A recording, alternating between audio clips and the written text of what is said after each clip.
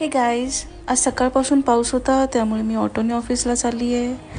हे पहा, पाऊस जास्त नसला तरी होता आणि पावसामध्ये मला टू व्हीलर चालवता येत नाही. सो मी ऑटोने गेले आणि मग थोड्या पुढे गेल्यानंतर हे असं ऊन पडलं होतं, चक्क लख्ख ऊन.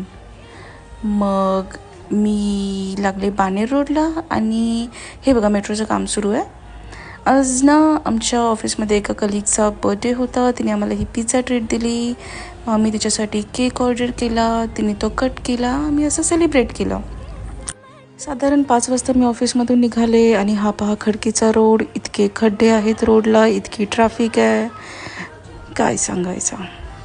मग हे असं पाण्यातून गाडी काढली, रिक्षा काढली.